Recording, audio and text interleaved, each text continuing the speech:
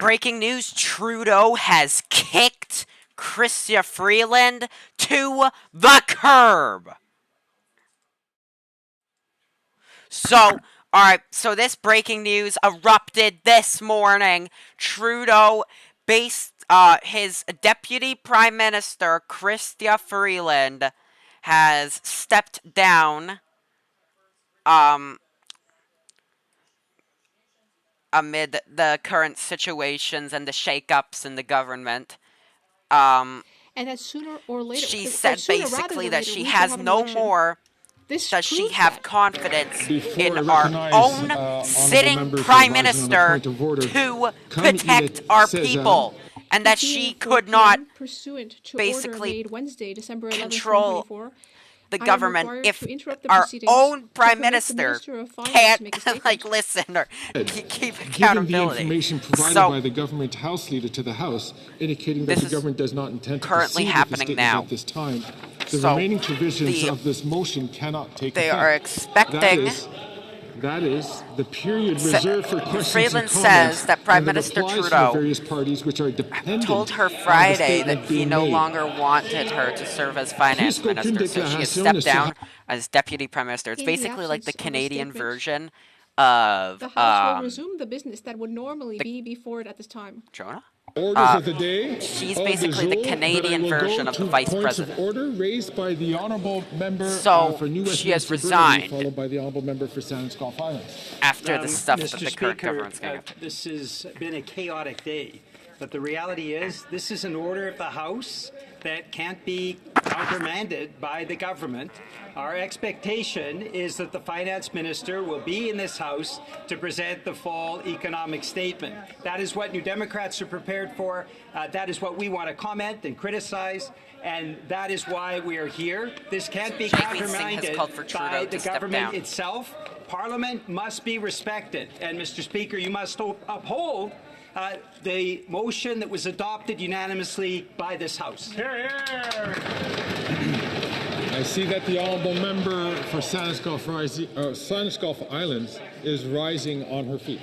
Thank you, Mr. Speaker. And this is not to make the same point as my honourable colleague for New Westminster Burnaby, but given that it was a moment where the Speaker had to stop at 4 o'clock and seek the presentation, I suggest to Mr. Speaker, we're in a really difficult quandary here as opposition party members. We were given access on a confidential, embargoed lockup basis to read the document which we now are not to hear. Guys, I'm in a quandary, Mr. Speaker, and I think the honourable table officers have many volumes in front of them. But unless they have a volume of Lewis Carroll, I don't know if they can answer my question. Am I allowed to talk about the document that isn't happening? Good question.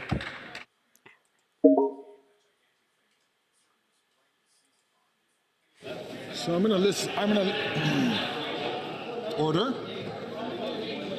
I'm going to listen to the points of order from various members before I come back to members. So the honourable member for Regina Capella is on his feet on a point of order. So this is happening right now. And I just want to go over the facts of this case. Last week, Mr. Scheer has a few days ago, the government House Leader negotiated in good faith with all the opposition parties a process by which the fall economic update could be tabled in the House. We all agreed on that.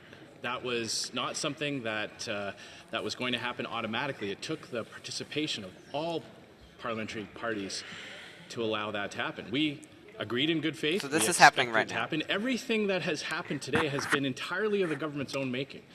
And parliamentarians should not be deprived of the information as to what is the fiscal situation here in Canada. Canadians are facing an unprecedented crisis on housing, on inflation, on debt and deficits. And this government so there's also been a shooting at a Christian school in Madison, Wisconsin. It's tragic. There have been multiple innocent students killed.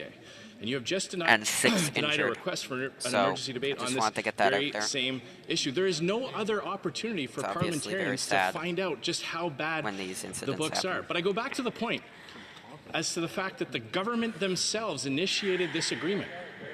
The government committed to opposition parties that it would happen today. And so I ask you, Mr. Speaker, the fact that they are in chaos is not the problem of parliamentarians. It is a problem for Canadians, but it is not a problem caused by Canadians, and they have a right to know exactly what's happening with their tax dollars. And now for the government to come in at literally the last minute and pull the carpet out of an economic update is unbelievable. It is not the actions of a serious G7 NATO partner country. So at the very least, Mr. Speaker, I ask that you find the government in contempt of the House order that was passed by all members of this place.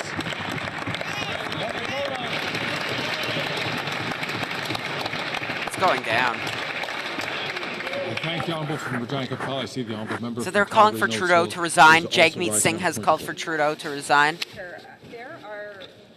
There are people who, there are businesses who are trying to think about making decisions based on what was supposed to be in there today. The Bloc has also called for Trudeau to exit office. Been waiting for this information.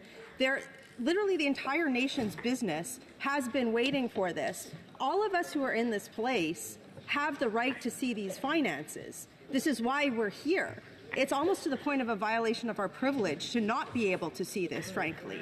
We're being asked to vote on things without a finance minister on the day that a budget was being tabled. This is not what a serious government does. So we need to have this information today. It's borderline privilege. Everyone's and again, in the comments are calling for Justin Trudeau to step down. The House Leader said this is a contempt of Parliament of the utmost magnitude. Is there blood on that guy's suit? Calgary Nose Hill for intervention. I'm going to recognize a number of other points of order. The Honourable l'honorable député de Berthier et Masquinongé. The Honourable Member for Berthier et Masquinongé. Well, on this point of order, the motion adopted on December 11th states that the Speaker will interrupt deliberations, not the Speaker may interrupt. The fall economic statement is about to begin, so we feel like this hour. That it is an obligation. As well at 5 p.m., the Liberal caucus is going to be holding a meeting, so Trudeau's own Liberal Party may tell him to step down. The NDP has called for Trudeau to step down, and the Bloc, Québécois, and Pierre Poilievre and the Conservatives have called for Trudeau to step down, and the NDP to team up to call for new elections in Canada. So this is obviously major breaking news right now, unfolding. Very unparliamentary language is coming to my mind. I won't use that language, but this doesn't make any darn sense. This is a serious matter of an attack on parliamentary privilege. The members of this House deserve to hear the content. And if the government doesn't have the courage to present this statement, they should at least table it. I have colleagues who are at the lockup who will be able to respond to the content. I'm just adjusting volume. But we demand an opportunity to respond and to speak on behalf of the rights of our constituents.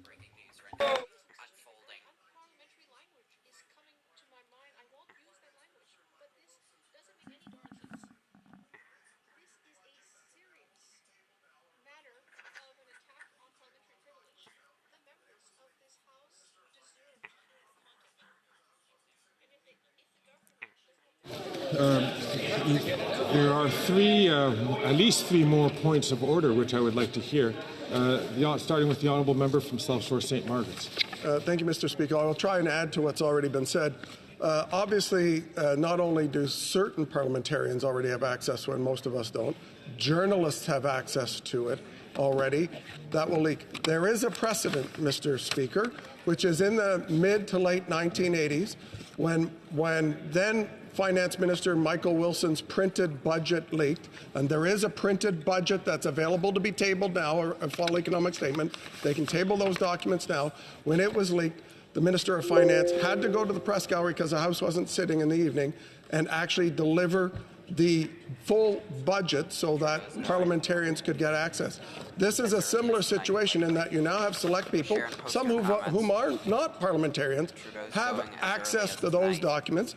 And I personally believe it's a breach of my privilege that a journalist has access to those documents, and I do not. When the government can simply table the budget, the fall economic statement documents in the House now without giving the speech. So I thank the Honourable Member from South Shore St. Margaret's. Indeed, he and I are of the same vintage, and I do remember that. I think it was 1989.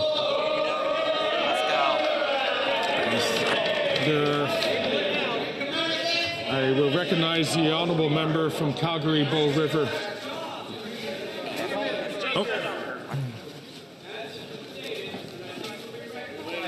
This is my point of privilege that's been infringed on by what has been done. And I feel that this is a very grave injustice for people to have had this information, to come in with minutes before it announced, when those people had the document, were able to go out and use it and have had read it. My privilege has already been broken. Thank you. Thank the honourable from Calgary Bow River. I see that the honourable Leader of the Government in the House of Commons is rising on her feet. Merci, Monsieur le Président. Thank you, Mr. Speaker. Pursuant to Standing Order 32, I have the honour to table in both official languages the Fall Economic Statement 2024. I see that the honourable member from Perth Wellington is rising on his feet. Thank you very much, Mr. Speaker. Now that the fall economic statement has been tabled, I believe we do now proceed to questions to the minister. So I'd like to ask the government to stand in this place and tell us exactly how big the budget deficit was last year. How much did they blow past? I just want to speak about this. $40 billion. Is it a big deficit or is it a super duper deficit? So basically, Trudeau is not at Parliament Hill, nor is he being seen yet in Rideau Hall. Order, please. So we don't know where he is. So the lights are on, but nobody is home. Oh my word. So the lights, the mics have been muted. The mics have been muted. See that there are a couple of other members who are rising on a point of order. The honourable member from Kitchener Centre was first on his feet. Thank you, Mr. Speaker. Now that the fall economic statement has been tabled, I wonder if there might be unanimous consent for all parties to have a 20-minute round of speeches and 10 minutes of questions and answers, as was already planned to be the case.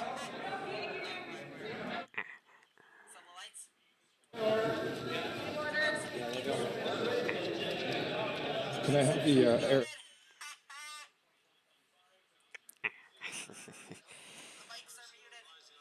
Sharon, post your comments on the situation.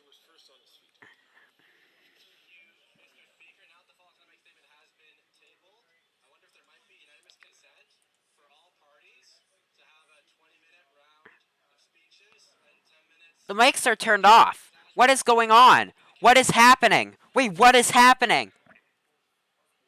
The mics have just been shut down. What is happening? I'm going to ask the honourable member from Kitchener Centre to please repeat his request for unanimous consent. Thank you, Mr. Speaker. I wonder if there might be unanimous consent of the House to now have all parties offered the opportunity for 20 minutes for a speech and 10 minutes of question and answer afterwards, including the Green Party.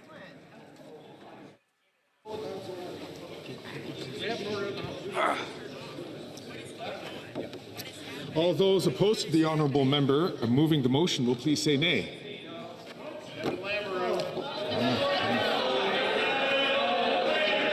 The honourable, I regret to say that the order, I understand that there isn't unanimous consent. I'm going to ask the honourable member from Regina. I'm watching this on the Capel, who is rising on a point of order. This isn't on YouTube. This is on Canadian Parliament. Just put my channel on, bro. I promise not to scream. My dad is going to be joining us. My dad is going to be joining us. My father is going to join us in a couple of minutes.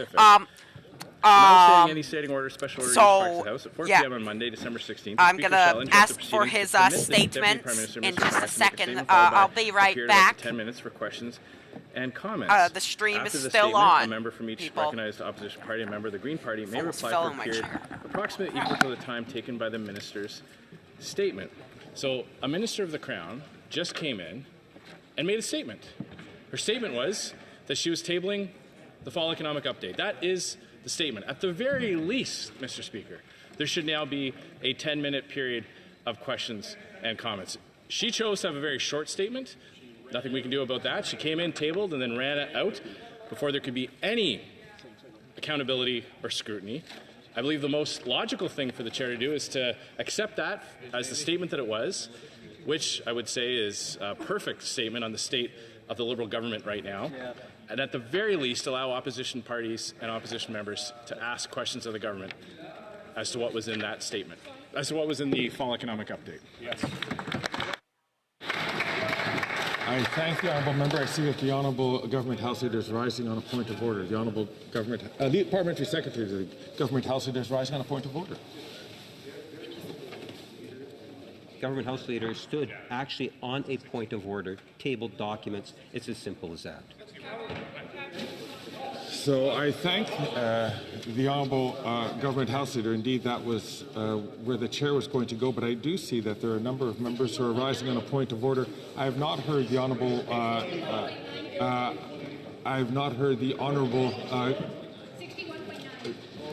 leader of the House Leader of the NDP, who is rising on his order, the honourable member from New Westminster Burnaby. Thank you, Mr. Speaker. I mean, this is a fundamental tenet of parliamentary democracy and transparency and accountability. We've just had the tabling of the document. I have more breaking news. Apparently, guys, Jagmeet Singh has told Trudeau anyone that respecting he needs to democracy resign. should support the following motion: that notwithstanding any standing order, special order, or usual practice of the House, immediately following the adoption of this motion, the Speaker shall interrupt the proceedings to permit one member from each recognized opposition party and a member of the Green Party to make a statement of up to 20 minutes, followed by a period of up to 10 minutes for questions and comments related to the fall economic statement. Hear, hear. All those opposed to the honourable member moving the motion will please say nay. I see that the honourable member from I was going to say the honourable member from Okanagan, Similkameen Nicola, is up on his feet. Yes. Mr. Speaker, there's $61.9 billion of extra spending in here. And the fact is, I came prepared at my seat at the time you went through in great detail exactly the process for the fall economic statement. And the government has reneged. A drop-off drive-by of a tabling where the minister spun around and walked right out. That is contemptuous of the agreed to I just need to get motion set up, that we would all be here today to undertake a democratic scrutiny of the government. So, do you believe that this will lead to an early election being called potentially before the new year? I do believe that it will. I'm surprised and disappointed that they haven't thrown Trudeau out on his head months ago, that he's doing nothing but reckless spending, which is part of the reason they're saying why this is occurring. It's just out of control. Yes, it's a good thing to do for humanity to help out in situations or whatnot, but we got people on our own streets that are dying and starving. We need to help those people first and help our own country and stop the reckless spending. There we go. Future MP in the Parliament.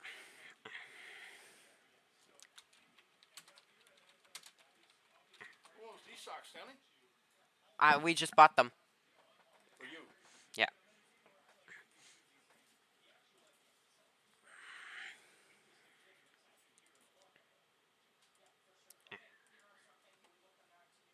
By a period up to 10 minutes. If they chose not to use their time to make a statement, that is their problem.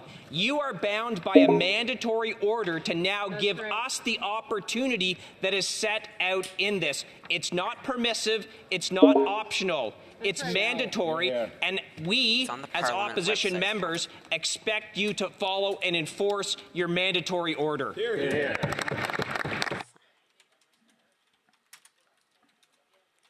So I thank the honourable member, and the Speaker and the Chair is placed in a situation where very much has to follow what is listed here. And I thank the honourable member from Dufferin-Caledon for quoting this statement. I will just say it, that yes, the Speaker shall interrupt, which the Speaker did.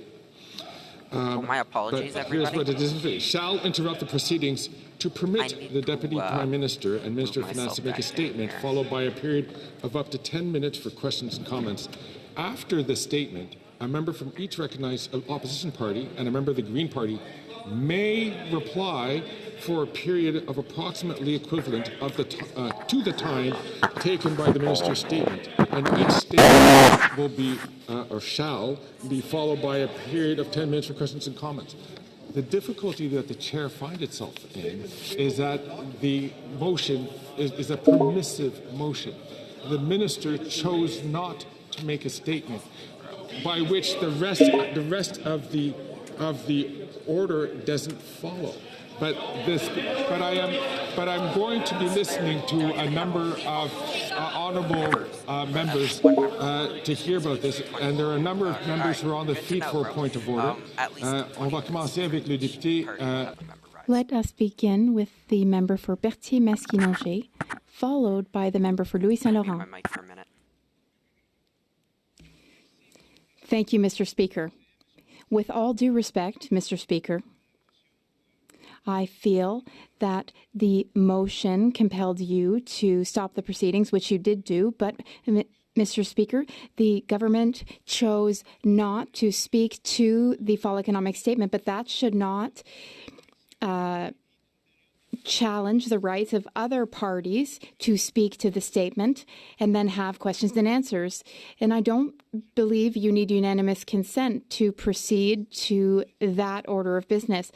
Mr. Speaker, with all due respect that I have for you and your office, you have the authority to decide on this. You can choose how long our statements would be and how long questions and answers would be. But there do need to be speeches, Mr. Speaker.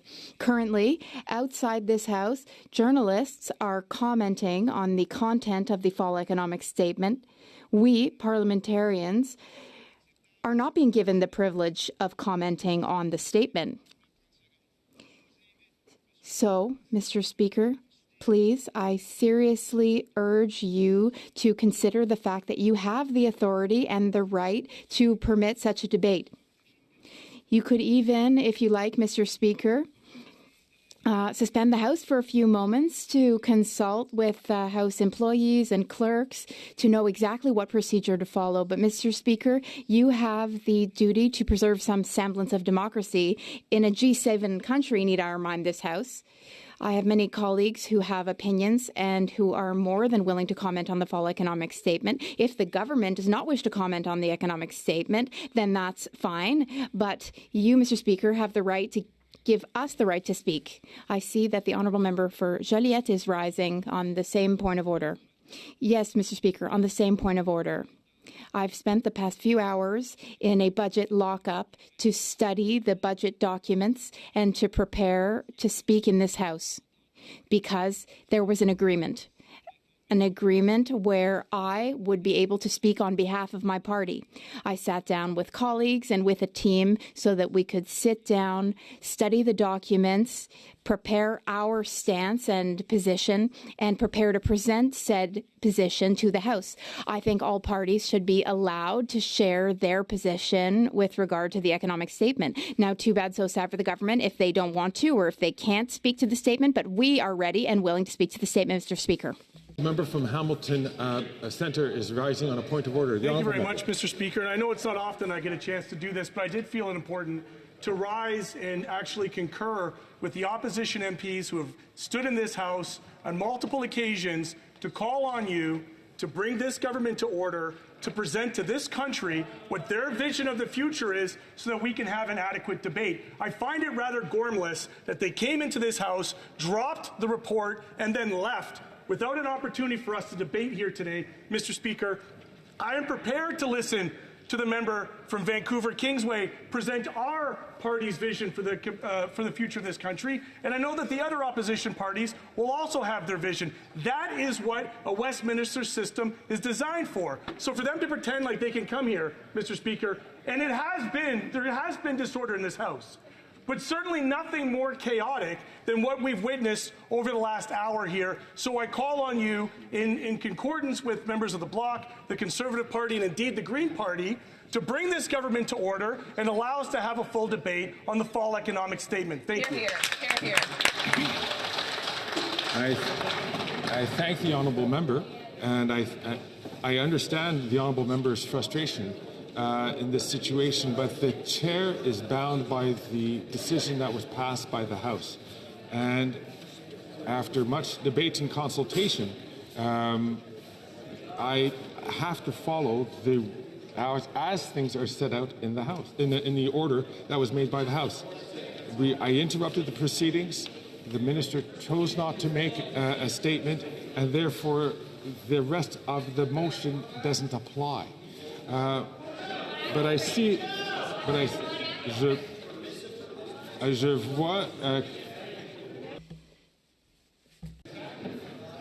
vois que l'honorable. I see the honourable member for Berthier-Masquinongé rising on a point of order. Monsieur le Président, merci. Mr. Speaker, thank you for giving me the floor once again. Mr. Speaker, with all due respect, we disagree with your current decision and your current interpretation of the situation. Here is what I propose, Mr. Speaker. There is a majority of the House here in agreement. This is unbelievable. I'm not allowed to say who is or is not in the House, but I can say in a roundabout way that there aren't many representatives of the government caucus in this place at this moment. This is shocking. It's unacceptable, Mr. Speaker.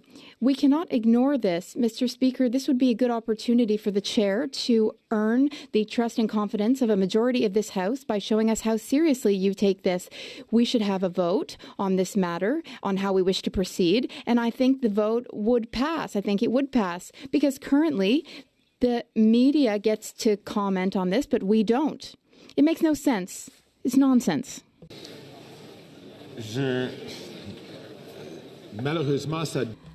Unfortunately, that is outside the bounds of my role as Speaker to deviate from an order adopted by the House of Commons. I have consulted with many table officers and experts regarding options on the table, but there are no options to proceed that way that was suggested. The honourable member for New Westminster Burnaby rising. Mr. Speaker, I hope that this time will be the right time. I hope that we will be able to speak to this document because its contents are incredibly important and we owe Canadians transparency.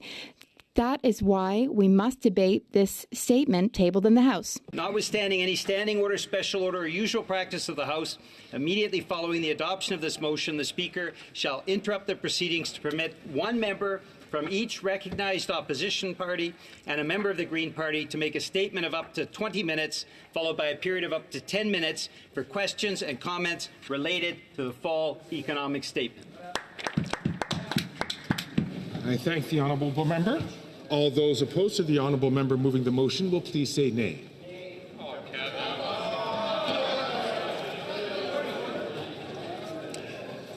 The honourable member from Hamilton Centre is rising on a point of order. Mr. Speaker, surely the honourable member from Winnipeg North would at least give the country the courtesy to rise in his space right now and to tell the rest of the country why he continues to shut down this debate.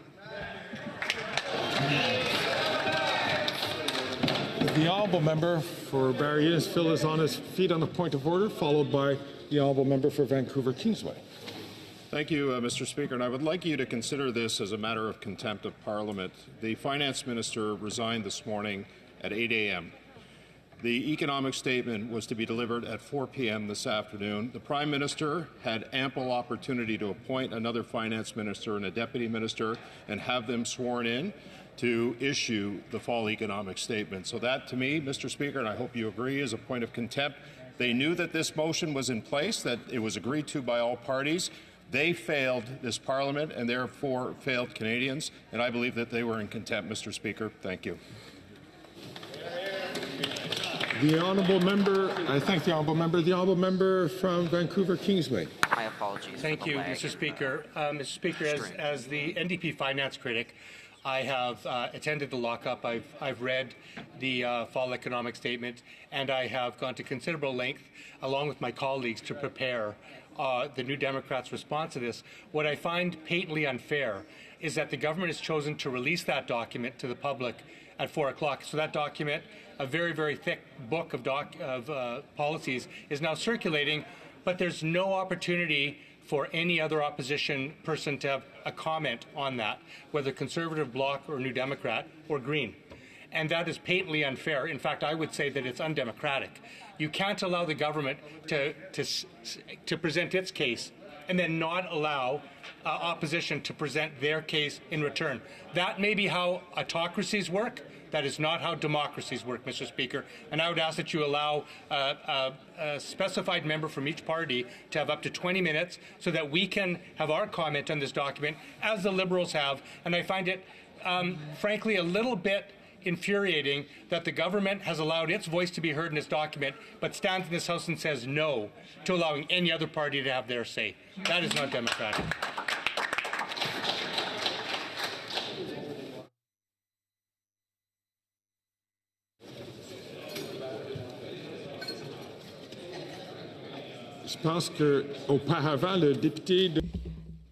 I believe the member for Louis Saint Laurent was rising and doesn't seem to be rising anymore.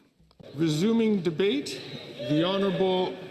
Sorry, I did say orders of the day earlier, but orders of the day again. Orders of the day, resuming debate on a privileged motion concerning the failure to produce documents pertaining to Sustainable Development Technology Canada and on the sub-amendment of Mr. Kelly. The Honourable Leader of the Opposition.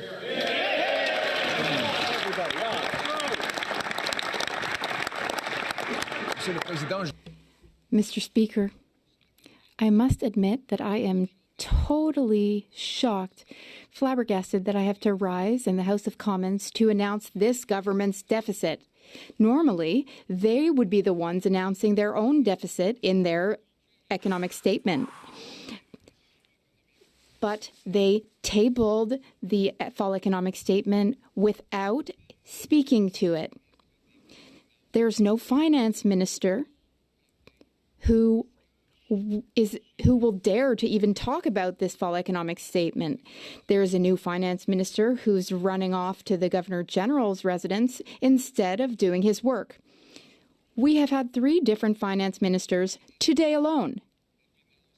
Today, the finance minister and deputy prime minister resigned.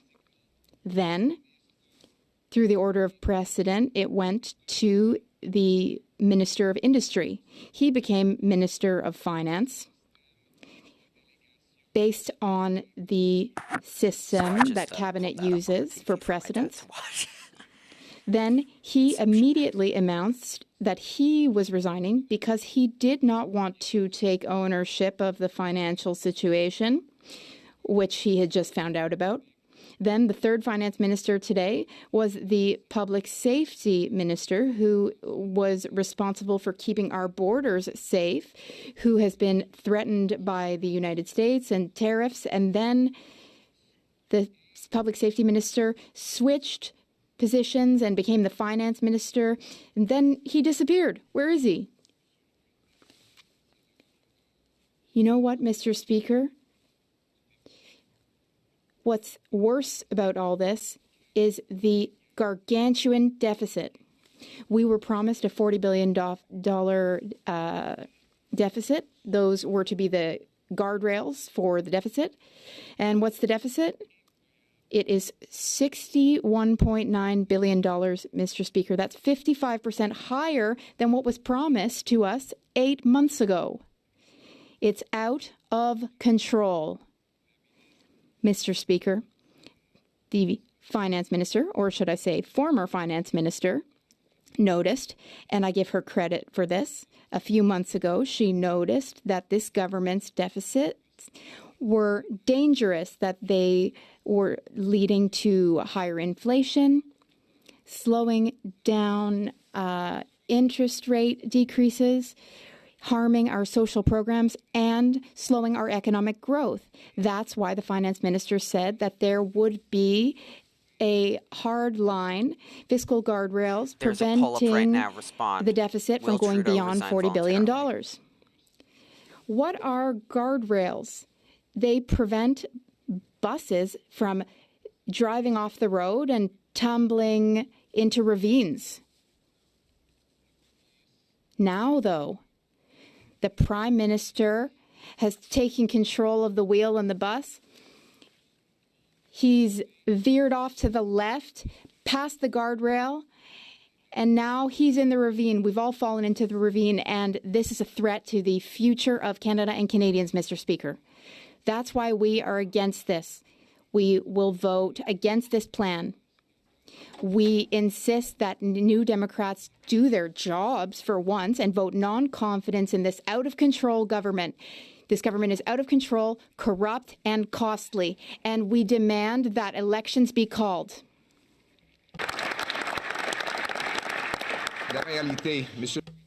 Here's the truth, Mr. Speaker. Let me share with you a truly shocking fact. My grandfather came to Canada from Ireland. Do you know why? Because there was poverty in Ireland. Now, Ireland is 2 times richer than Canada. The GDP per capita in Ireland is $100,000. Ours, what is it? $50,000. That's awful. The Irish, they don't have natural resources like ours. They don't have any oil. They don't have the massive advantage of living next to the United States, the biggest economy in the world. They, with that situation, are now 2 times wealthier than us because they've made the right decisions. Some say that there are 2 types of people in this world, Mr. Speaker, those who are Irish and those who want to be Irish. They have made good economic decisions, Mr. Speaker. They've cut taxes. They've cut red tape to speed up big projects. They have opened up their economy to free reign for entrepreneurs and for business, fewer state businesses. Half of government costs. So they spend half as much as us on their government, and they have double the wealth for their people. We know what we need to do, Mr. Speaker. We need to cut the red tape, the bureaucracy, consultants, all kinds of corporate nonsense, waste. We need to bring down deficits, taxes. We need to cut the red tape, cut the admin, and allow more open-mindedness, new solutions. Then we will be able to deliver bigger paychecks, powerful paychecks that people will bring home to then be able to reinvest in their communities. So we would have lower inflation and our dollar would keep its value. That's what we would do to fight the threats made by President-elect Trump. We will bring investment home. We will build. We will become the freest economy in the world. We will have the wealthiest citizens of any country in the world. Those are our goals, Mr. Speaker. Enough. It's enough already with the chaos, the poverty, the homelessness. This socialist NDP Liberal government is imposing heavy poverty on people. We need to bring it back to common sense. We need to get back to basics, to give back to Canada what it deserves. The promise that any Canadian who works hard can, in fact, live good lives with good paychecks, with good pensions. Canadians need to be able to afford food and safe, good homes in safe communities. That's common sense, and that's what we will do to put Canada first and foremost. Mr. Speaker, I rise today flabbergasted by the news that has just been made public. The government has finally revealed its true deficit number. Remember, this finance minister, this outgoing and now former finance minister, told the world that she was putting in place guardrails to limit the damage that her deficits could do. Her deficit plan was $40 billion, a mind-bogglingly large number that was already contributing to rekindling inflation again. This $40 billion was too big. It was out of control as it was. I just realized he's But at speaking least English. to her It's a credit, big deal. she said no more than that. And she decided she would have a guardrail. We know a guardrail is meant to stop vehicles from flying off cliffs. Well, as she was trying throughout the year to avoid going off the cliff, there were two people on the bus who had other ideas. The Prime Minister and carbon tax Carney. And the two of them went to the front of the bus, they grabbed the wheel, they pulled it sharply to the left, smashing into that guardrail, and she tried to resist. So they pulled even further to the left, and they stepped on the gas. The bus flew off the cliff, and now Canadians are at the bottom of the ravine in a big pile of debt. But instead of taking responsibility, the Prime Minister told her that she should take all the blame. That when the ambulances and the police cruisers arrived and the fire department, that she take the blame for running the bus off the cliff, and that carbon tax Carney and the Prime Minister could innocently sit back, and that the Prime Minister could then put carbon tax Carney in charge of driving the next bus. The good old boys in the back room would protect themselves and make the finance minister, the then finance minister, take all the blame. Reminds you of the way they treated the former Attorney General, a brilliant and brave First Nations woman who refused to kowtow to corruption. It reminds us of the way they treated Jane Philpott and so many other brave women who have dared question this self-described feminist Prime Minister, some feminist indeed, throwing the bus off the cliff and throwing women under the bus. That is his real record. That his real record on finance, Mr. Speaker, is yet another $62 billion deficit. For context, outside of this government, there is no government in the history of Canada that has ever run a $62 billion deficit. Not even in the 90s when the Wall Street Journal said that we were a third world basket case. Not even during the massive global economic crisis did the deficit come anywhere close to that. And here we are, with the global economy growing, with the American economy booming in stable times. This deficit is 100% at the feet of this irresponsible Prime Minister and his personal economic advisor, carbon tax Carney. That's right. Now, Carney says he doesn't even want the job of finance minister. He doesn't even want to try and drive the crashed out bus after he helped run it off the cliff. And they couldn't find anyone all day.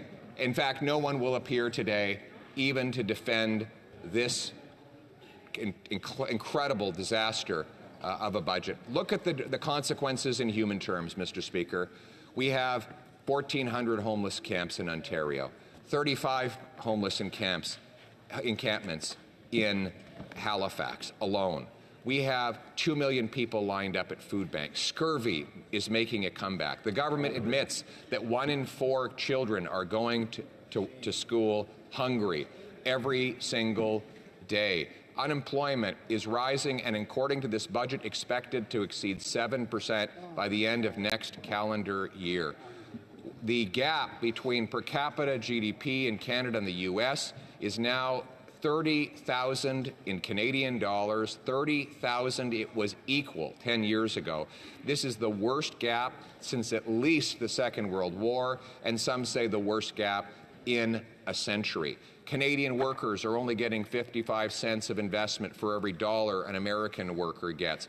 $500 billion Canadian investment dollars, which works out to almost a quarter of our economy, has left net to go to the United States, where it builds pipelines, factories, warehouses, pipelines, business centers, Canadian investment dollars paying American wages while our workers go starving for investment and for salaries to pay their bills. When I travel across this country, I consistently meet two types of people. One, those who are a little better off and tell me that, and I'll be very blunt about this, that if I don't win, they will leave the country. And they are very numerous. But you know, I don't worry about them as much. You know who I worry about? The ones who can't leave. The ones who don't know, and if I can just use very blunt language, who tell me I don't know what the hell I'm going to do. I have no idea how I'm going to pay my way. That's right. I met a waitress at a restaurant not long ago, and she came up to me and she grabbed me by the hand and she said, "You have to win." And I said, "Oh, thank you, I appreciate your support." She said, No, it wasn't a compliment. You have to win. And then she told me her story. She told me that she was working one full-time job and two part-time jobs just to pay her bills. As a single woman in her late 50s. And she was tired of working all the time. So she cut everything out of her budget, every creature comfort, everything she enjoyed about her life, she cut it out so that she could drop one of those part-time jobs. And then one morning, she woke up and she walked outside and her car was gone. And she called her insurance and they said they weren't going to cover the replacement value. So she had to take that job back because she simply cannot live her life without a car. Now you can bet your bottom dollar the guy who stole the car, he was probably out on bail. This was not his first job. That's right. Her taxes have gone up. Her heating bill has gone up. Her wages have not gone up. She's scared to go out in the streets in places where they didn't even lock the door not long ago. These are the people we're fighting for. These silly games over here, they're very entertaining. The soap opera that everyone's seized with today, that's all fine. But there are real people whose lives are on the line here, and we have a duty to work for them. And quite frankly,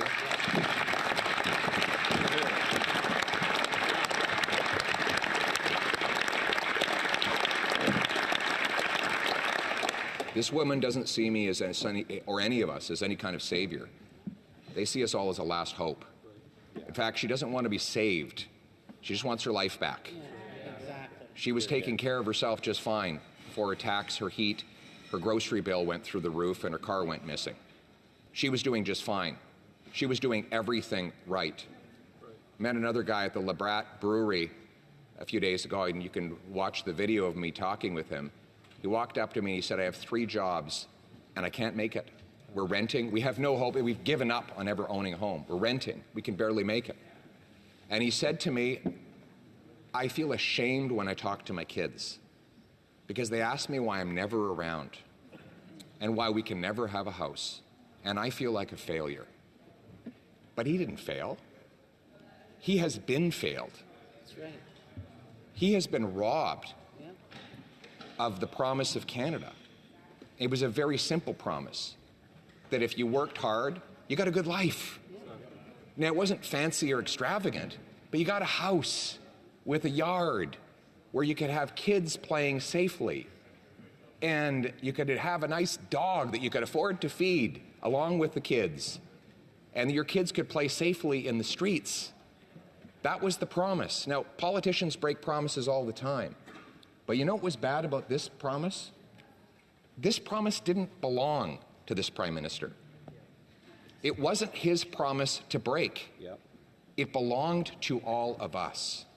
And our purpose is to bring home that promise for that young man, that young father, and that older female worker so that they can once again take back control of their lives, live in a safe country where their hard work earns them a good wage, where their rent and their food is affordable, and where when they go to bed at night, they know that they will be safe throughout their sleep and that they will have their car in their driveway in the morning. A country where people are proud again to fly the flag, where they know the government is a servant and not a master, where they understand that every day the Commons, this place, works for the common people, not for the ego of one man desperate to cling on to his job. We must remember that we are servants in this place. We have a job to do on behalf of the people who sent us here. Our personal dramas are not important. The dramas that should seize all of our concern and imagination are the daily dramas of the working women and men that build this country. We are in it for them. We're going to give them back control of their lives in the freest country on earth, Canada. Let's bring it home. Yeah! Come on, get up, Lambert.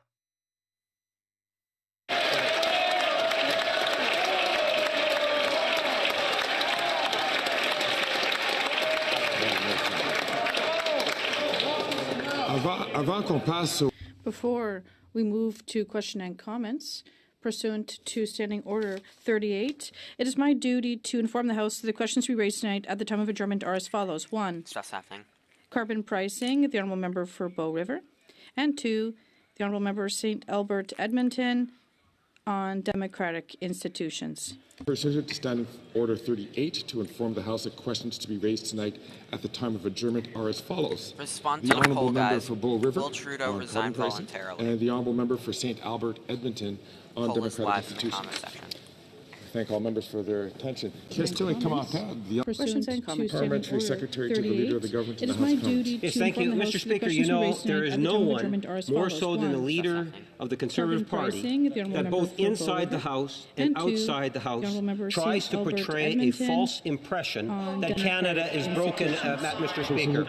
The reality is Canada is the best country in the world to call home. We can do a worldwide tour where you will see that whether it's interest rates, whether it's inflation rates, that Canada is virtually second to no other G7 country. And when you think of things like foreign investment, we are third in the entire world in 2023, Mr. Speaker. To the Leader of the Conservative Party, Canada is not, in fact, broken. And I would remind him that he sat around a cabinet table with Stephen Harper, where Canadians send a very resounding message back in 2015, where a third party took over as the government of the day because his government back then was such a disaster. That Canada is virtually second to no other G7 country. And when you think of things like foreign investment, we are third in the entire world in 2023, Mr. Speaker. To the Leader of the Conservative Party, Canada is not. Borders are broken. We have 500,000 people here illegally, according to the government's own documents. We had stuff over looping, guys, so I just deactivated it.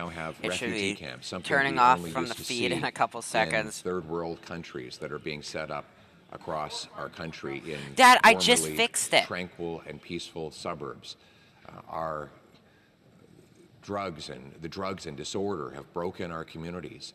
We've lost more people to drug overdoses in the last 9 years than died fighting for Canada in the Second World War. Absolutely everything is broken after 9 years of this pathetic Prime Minister who's right now hiding under his desk. Hear, hear. The Honourable Member from Vancouver, Kingsway. Thank you, Mr. Speaker. Well, I agree with a lot of what my honourable colleague said in terms of his description of how difficult it is for many Canadians. I don't know that I would say everything's broken, but I'll tell you a lot of people are broke. A lot of families are struggling. 50% of Canadians living paycheck to paycheck. 1 out of 4 parents are skipping meals to feed their children. So my question is to my honourable colleague, the NDP proposed giving those people an immediate cut by permanently removing the GST off life's essentials like home heating, on all grocery items, on cellular and internet bills, on diapers. But he voted against that. So if he thinks everything's broken and he truly believes that people are struggling right now, why did he vote against the NDP motion that would have given people an immediate 5% break on life's essentials? That's right. The Honourable Leader of the Opposition. I find it incredible that even when there is no Liberal minister there is an open willing to defend in the temporary chat area 2-month GST tax Will trip, Trudeau resign the NDP voluntarily? is there to Or defend will he it for exit them. office voluntarily? Here we have a tax trick that will cost more to administer than it will save anybody, that many vendors are not even implementing, and that will be gone before it starts. And you have the NDP talking, but this is the NDP. That member has Mr. Speaker. The honourable member from Vancouver Kingsway, who had the opportunity to ask a question, to please hold the microphone, hold his place until he's recognized by the Speaker again to speak. The Honourable Leader of the Opposition. The member wants me to tell the truth about the permanent tax change. Well, there is a permanent tax change he has supported, which is to jack up the carbon tax on absolutely everything. He's voted to quadruple that tax to a eye-watering 61 cents a liter that would literally grind our economy to a halt. It would take food off grocery shelves. It would take parts out of factories. It would shut down the farm vehicles that bring us our food. It would be a nuclear winter if that tax increase that he has voted to legislate into place ever happens, and that's why we need a carbon tax election so that I can axe the tax.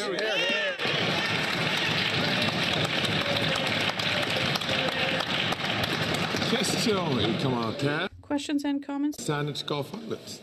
Thank you, Mr. Speaker. It's so rare that the Speaker's rounds get around to Green Party to put a question to the Leader of the Official Opposition. So I want to have this opportunity. I want to start by saying there was nothing in his statement with which I could disagree, because it vaulted us into a frenzy of patriotism. I love this country. There's no place in the world I would rather live than being Canadian. But the Honourable Leader of the Official Opposition also maybe gave us a chance to get to know him a bit better. What would he do instead? He mentioned he'd met a waitress. He's known me a long time. I was a waitress. I waitressed for more than a decade, couldn't afford to go to university, but only in Canada was it possible that for me to go to law school as a mature student. I want to ask the Honourable Member, since I didn't join a political party until I was over 50, what jobs has he held in real life, outside of politics, that make him think he could be Prime Minister?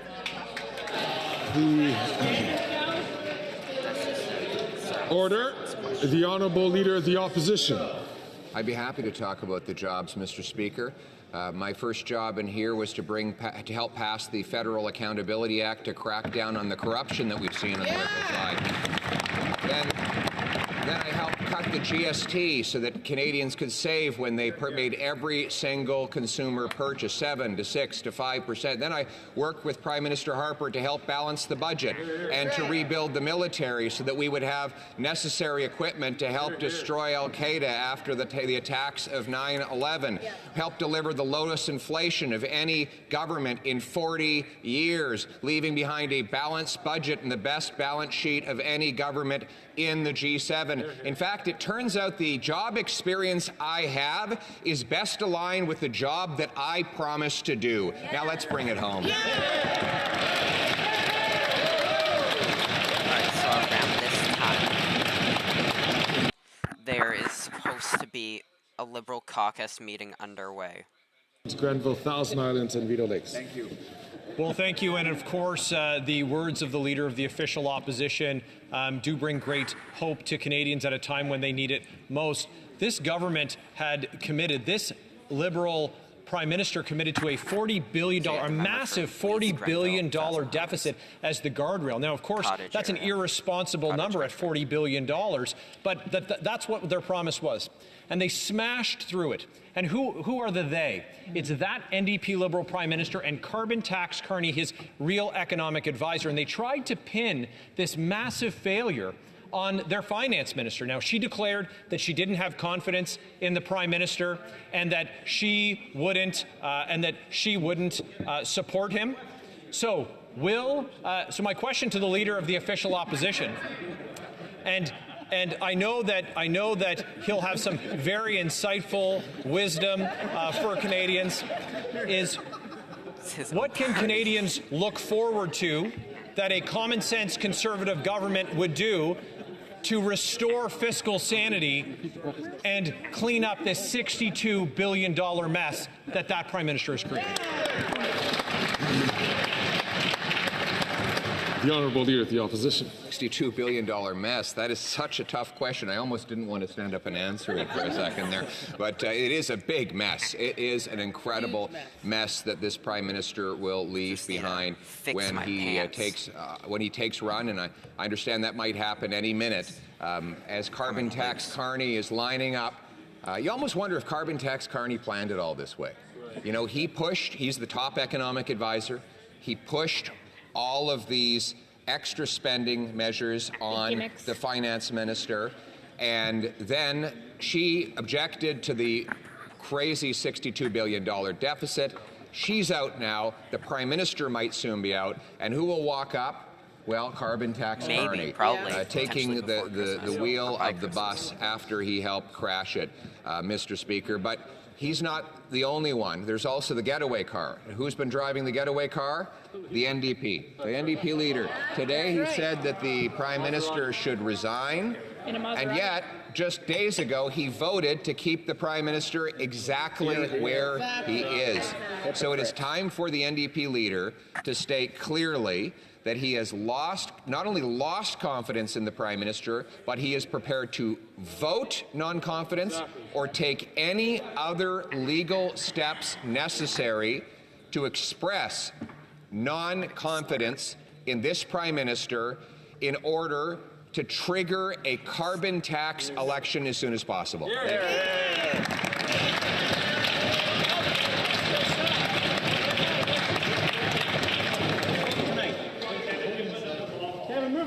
Resuming debate. The Honourable Member from New Westminster Burnaby is rising on a point of order. Thank you very much, Mr. Speaker. There have been consultations amongst the parties, and if you seek it, I believe you'll find unanimous consent for the following motion, that notwithstanding any standing order, special order, or usual practice of the House, the member for Vancouver Kingsway be permitted to speak a second time to this sub-amendment. All those opposed to the Honourable Member moving the motion will please say nay. Agreed. The House has heard the terms of the motion. All those opposed to the motion will please say nay. Carried. Resuming, reprise de débat, l'honorable député. Resuming debate. Je devrais commencer par vous dire que je vais partager. Thank you, Mr. Speaker. I will be sharing my time with the member for Joliette. Well, this is a very unusual situation. I have 10 years of experience in this House. I've never seen anything like this in Parliament. It's total chaos. Coming back to the fall economic statement, it's basically a horror story. We've been asking for an economic statement for some time. It's traditional that the government update Canadians as to its economic record. We've been talking about this since November.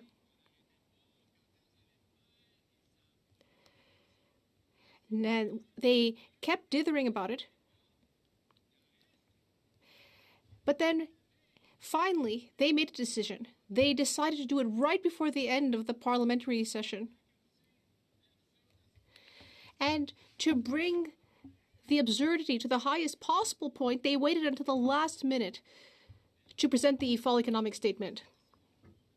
And yet, the craziest thing of all is that the Minister of Finance, the Deputy Prime Minister, stepped down. And she said, no, I refuse to table this. And she decided, no, I'm leaving. And she left, and I think that showed a great deal of nobility, in fact. So now, we don't even know if there's going to be an economic update. We don't have a Minister of Finance. Then we learn that there will be a new Minister of Finance. It sounds like the person in question is kind of a jack of all trades. In fact, he's kind of like a fireman. He just pops up to fix things. Wait, I'm so sorry to interrupt the member, but there are members in this House who seem to be chatting away. And yet, when their leader was speaking, none of them said anything. So I would ask them to leave and to show respect to the honourable member for La Prairie.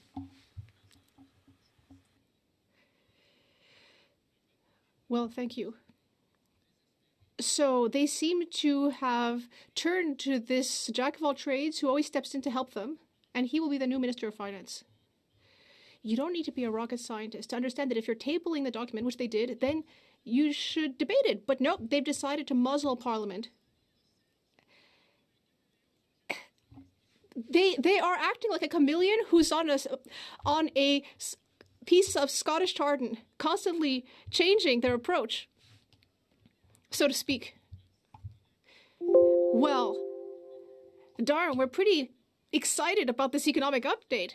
We say to ourselves, well, it must be something remarkable. Nope. We didn't get any of the essential information. And yet the Minister of Finance stood up and put her hand on her heart in April and said there would not be a deficit above 40 billion. And I'm sure that she meant it. And yet there's been a series of disasters ever since. In October, it had reached 46.8 billion. And since then, it's just been a festival of electioneering and just baubles for Canadians. So that was a huge amount of spending. Meanwhile, this Prime Minister, who basically seems to be hyperactive when it comes to spending, that brought the deficit to 48.3 billion, but that's not it. That's not it at all. Because there are still 3.5 months until the end of the fiscal. You'll hear more about that later from my colleague, but if you look at what's going on here and you ask yourself, what on earth is going on here? And yet, it's not actually that surprising. Except for one thing, the Minister of Finance has stepped down. She's the one who was supposed to table the update. And she left. She said, oh, I'm not touching this. Because she has principle. Madam Speaker, perhaps the Prime Minister should treat her as a role model. She promised that it wouldn't go above 40 billion. But the Prime Minister didn't agree. In fact, the previous Finance Minister, Mr. Morneau, stepped down because he thought that not enough was being spent. And once again, here, the Prime Minister doesn't think that the Prime Minister, this Finance Minister didn't spend enough. It's very easy to spend other people's money. And that's what this Prime Minister loves to do. So imagine having your Deputy Prime Minister step down. It's as if in Star Trek, Spock jumped out the window of the Enterprise because he no longer believes in Captain Kirk. Again. Couple punches at the Prime Minister. Well, Madam Speaker, the government was already dysfunctional. We know that everything they touched turned to mud. It's the opposite of Midas. If you want something to become dysfunctional, just give it to the Prime Minister and it will splatter everywhere. And in fact, there were 20 Liberal members who staged a mutiny this summer, then 40 Liberal members. They did calm down eventually, but then 8 ministers have said they won't run again. Only 8 that we know of course. They said, they didn't say why, of course, they all gave excuses, but they all said they wouldn't run again. But they've looked at the polls. And in fact, if they turn the paper upside down, it might look like they're first in the polls. No, they know that it's not going to work. It's apparently only the Prime Minister thinks he still has a chance. But of course, he's never been great at math. Maybe that's why. Meanwhile, the Deputy Prime Minister has decided to jump ship. I feel a lot of compassion for them. I've been watching their faces during question period. It's not easy for them. And I look at the PM and I say to myself, does this dude really have the confidence of his own caucus? I think no. As for his ministers, apart from a couple loyals, I don't think he does have the confidence of his cabinet. And as for Canadians, I think we can say that they also don't trust him. Except for a couple loyalists. The Prime Minister still thinks that he's the man of the moment. For example, he went to Mar-a-Lago to see Donald Trump. He was the first head of state to visit Donald Trump. And yet, Donald Trump has been insulting him ever since. and keeps calling him the governor of the 51st state. So if you want to show some international leadership, well, that's not a great example of it at all. So every time this prime minister does something, it messes it up. Now, if it were just him, a little bit like Eeyore and Winnie the Pooh, who is always having trouble, that would be one thing. But the problem is that he's dragging Canadians into his mess. It's not funny. In the Bloc Québécois, we keep saying, we have a responsibility here. This House has been stuck for 3 months because this government won't produce documents. And we keep saying to them, why don't you let us move forward? Well, they say, well, we don't want to give you the documents, but it's an order of the House. The government doesn't seem to care at all. They have no vision. They have no ideas. The only idea they've had is the GST break. Well, I mean, calm down. If that's the best idea you have, calm down. That's the only decision they've been able to make. And it's a decision that all economists, Quebecers, entrepreneurs, everyone thinks it's a terrible idea. They spent $1.6 billion on that. On this ridiculous GST break. I mean, I could tell you all sorts of horrible stories about this. People don't know what to do with this GST break. Look, for example, certain kinds of dolls that are not rigid are being exempted. But what do you do with a doll where the body isn't rigid and the head is? That's the kind of ridiculous story we have here. It makes no sense. These are just anecdotes, but it's wild, and it shows why people don't believe in this government. The Prime Minister doesn't seem to understand that, but we in the Bloc Québécois are speaking to our constituents. We're listening to them. And what we're hearing from them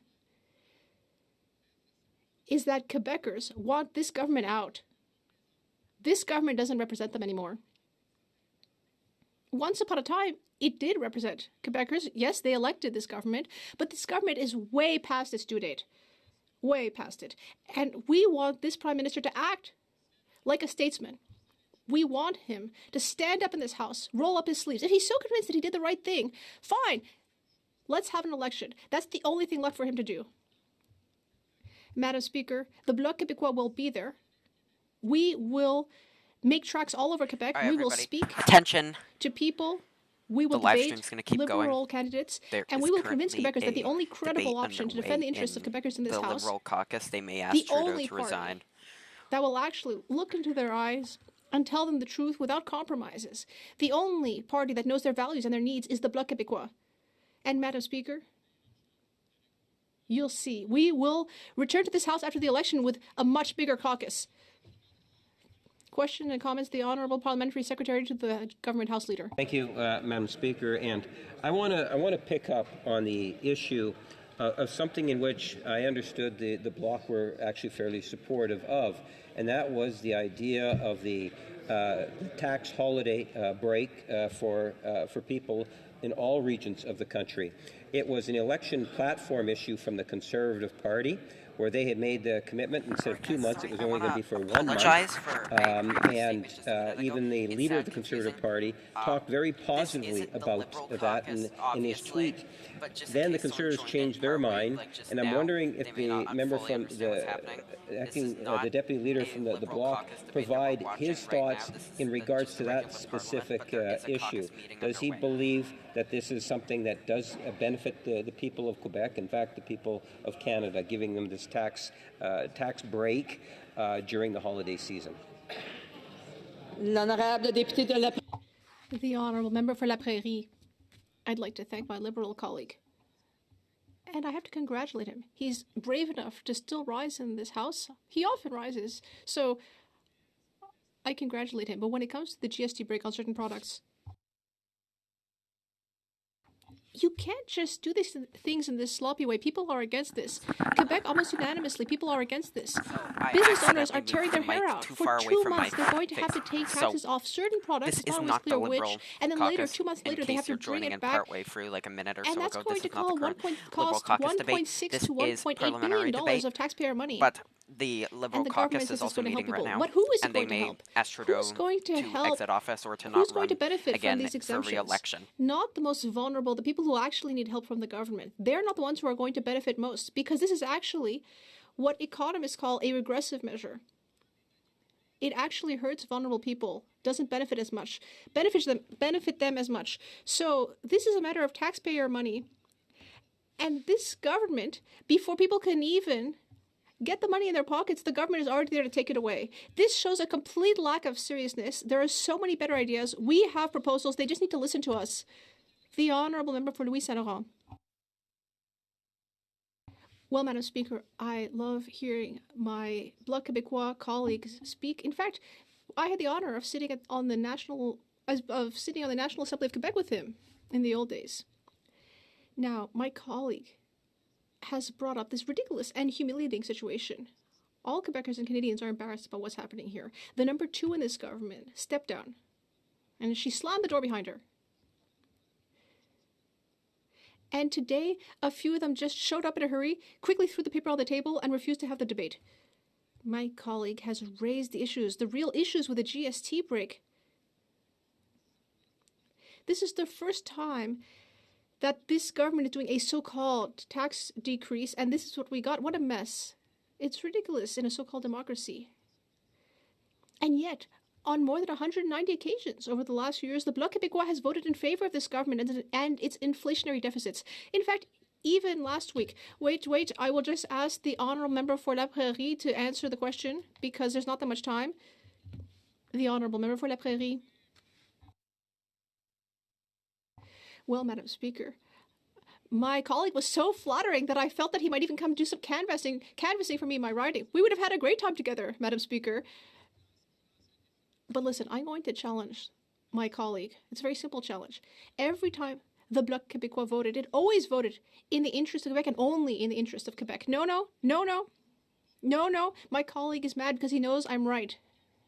Look at any Bloc Québécois vote at any given time. If you go look at the bill, and if you think about the interests of Quebec, then you'll see that the Bloc Québécois has always voted in the interests of Quebec and only in the interests of Quebec. We are always standing up for Quebec. Let my colleague find a single piece of legislation that I voted on, and I would never be ashamed of any of those things. Any of my colleagues. I would look people straight in the eye and tell them, the Bloc Québécois is here for you. We won't compromise. We are upright, and we're proud of how we voted.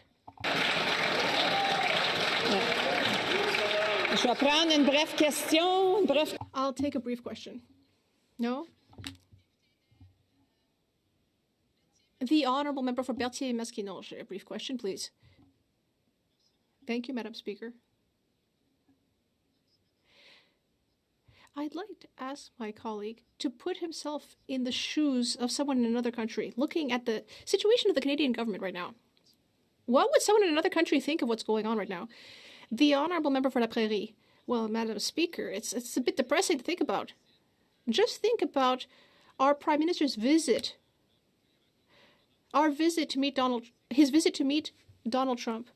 What did other world leaders think of what happened when Donald Trump then called him the 51st U.S. governor, and chaos our Prime Minister had nothing to say to that? Do Quebecers and Canadians really deserve this international representative? No, of course not. We deserve much better. Reprise de débat, l'honorable député de Joliette. Resuming debate, the honourable member for Joliette. Aujourd'hui, en Chambre, le gouvernement... Today in the House, this government tabled the 2024 Fall Economic Statement. So my question, Madam Speaker,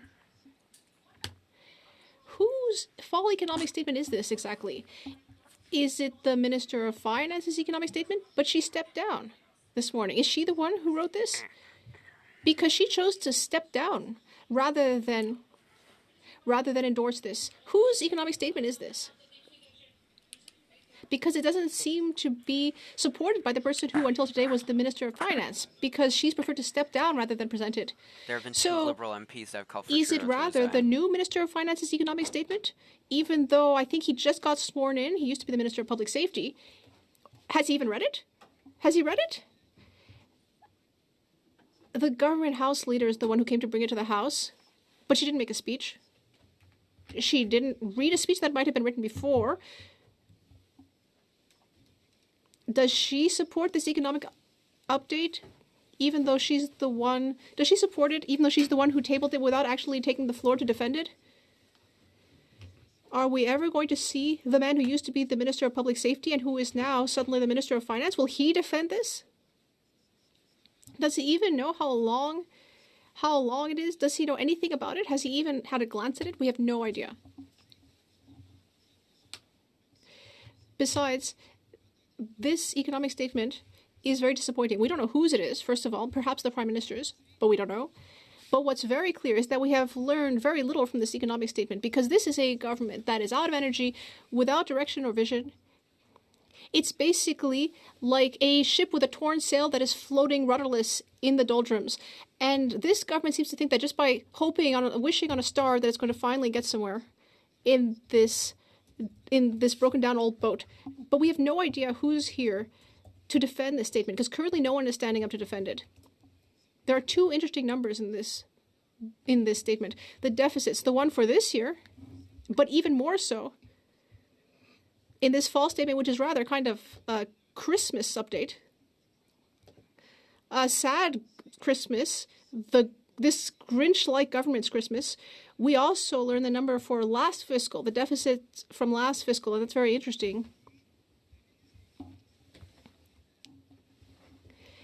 The Minister of Finance, trying to reassure English-speaking Canada's financial class, has said, I'm going to make a fiscal anchor.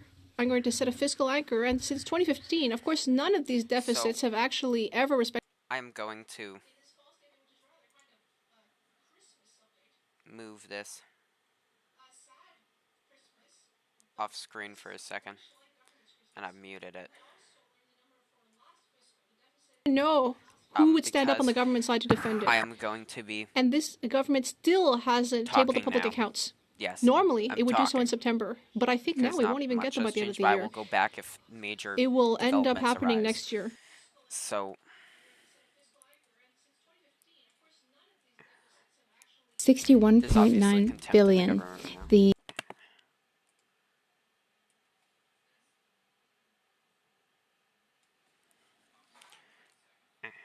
So, I have my water.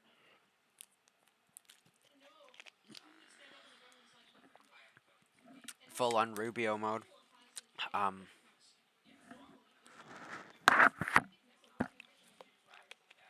So, yeah, new elections may be called.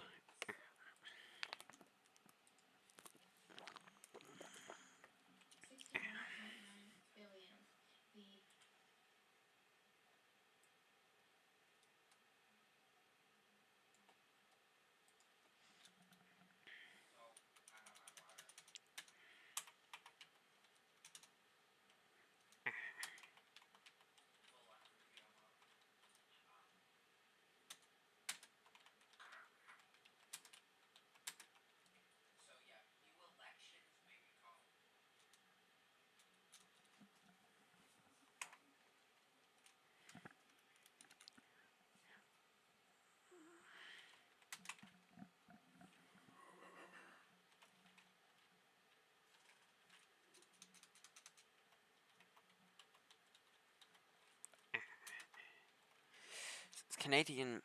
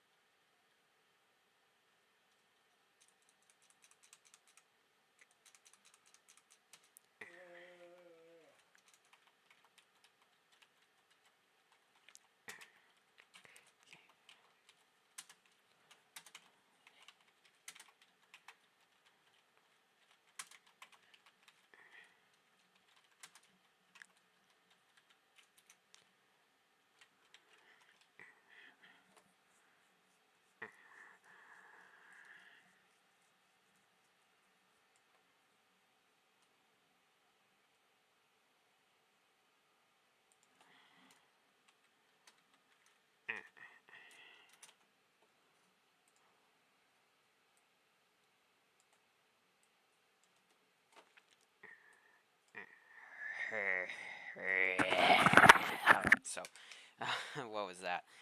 Trudeau. They're doing a meeting upon the people who are in the Liberal caucus. There is a meeting in the Liberal caucus underway. Dominic LeBlanc has been sworn in. LeBlanc has been sworn in as the finance minister. I don't know if he has, like a, what would you call it? Relinquished his status as the public safety minister. He put forward the bill and the movement to ban all basically any semi-auto rifle now. There's like 4 builds legal now. They got rid of over 300 types, models, and makes of semi-auto in Canada, semi-auto rifle. So there's controversy around LeBlanc.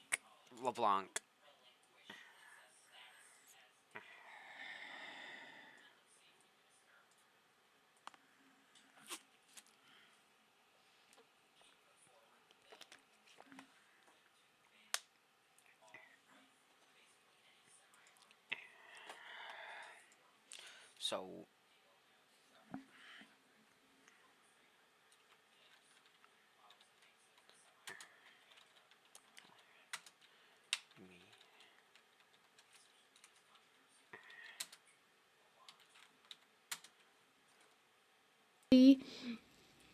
and nonsense.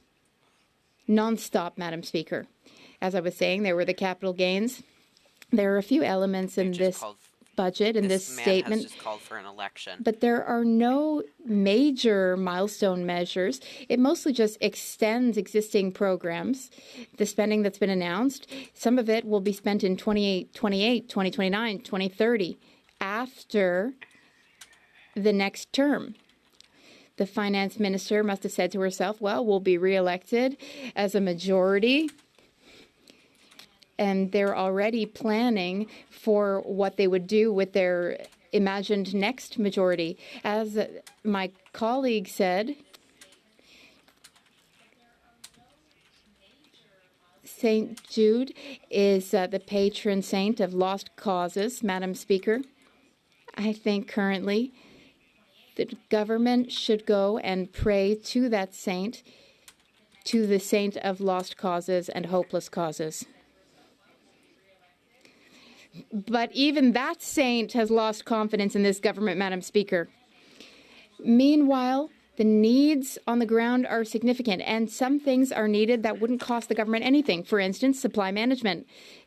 My new whip has worked a day as whip today. Well, the supply management bill is blocked at the Senate. Is it going to get through at some point? Is the government doing its job? No, it isn't. And what about the religious exemption for hate speech? We need to get rid of it. That wouldn't cost a penny. And it's awful. It's abhorrent that that exists and the government's not doing anything. And what about 65 to 74-year-olds? Half of the election goodies for seniors might have actually helped seniors, but we need to help seniors. There's nothing done for housing. We thought that there'd be a plan in this document to protect our borders. There's nothing. As for all the current challenges with Canada-U.S. relations and EI reform, there's nothing about that. There are so many ongoing problems, and the government has just completely failed to mention or address them. The Honourable Parliamentary Secretary, the Government House Leader. Yes, thank you, Madam Speaker. Interesting. We've known for years now in terms of the Conservative Party's approach to the minority government, and that is that they've been wanting and calling for an election for well over 2 years now. What we have seen is the Bloc has kind of coalesced and working with the Conservatives more and more, in which they too would like to see an election. And that's fine if they want to adopt that attitude, but to try to say that there's nothing in the fall economic statement in terms of important issues, I would have the member reflect in terms of the exempting the Canada Disability Benefit from tax as a very positive measure that's inside here. If the member, and in particular Conservatives, want to focus on the debt, take a look in terms of the public debt charges since 1981 and compare it to the GDP, which is so critically important. And I'm wondering if he could provide his thoughts on comparing the debt to Canada's GDP. The Honourable Member for Joliette. Oui, merci. Thank you, Madam Speaker. When the government handed out its election present to take off the GST for a few months to benefit the wealthiest through savings at the restaurant and with alcohol, we immediately saw that it was just a gift to people.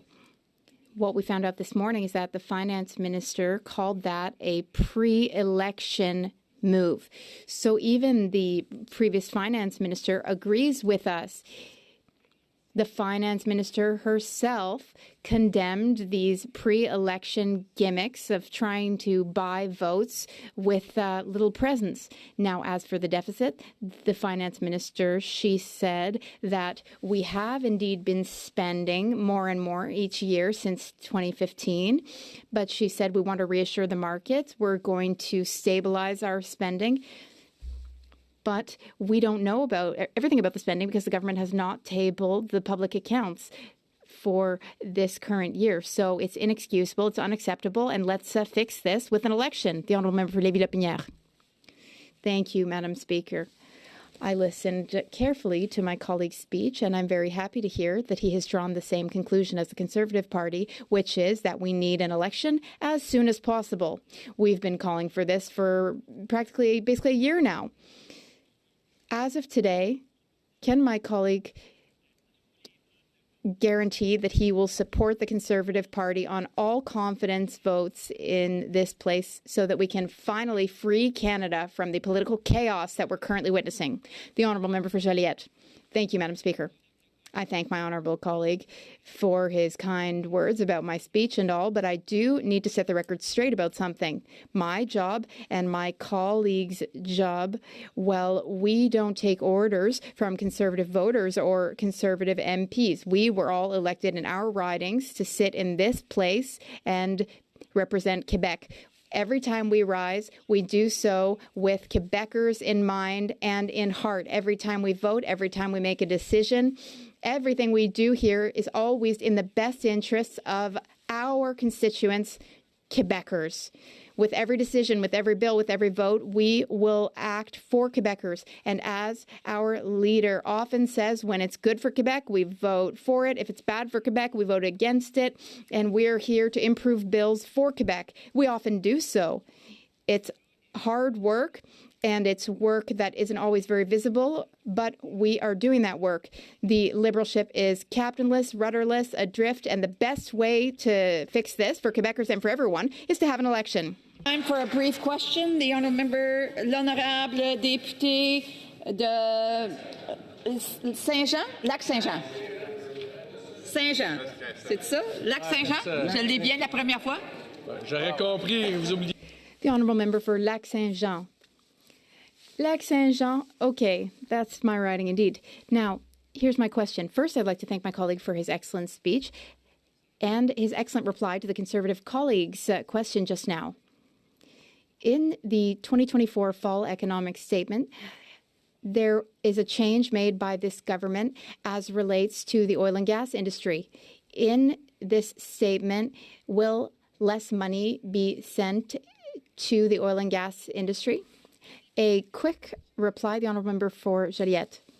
No, there's been no change. In fact, the minister, who is no longer minister, she had a $23 billion plan for the oil and gas industry.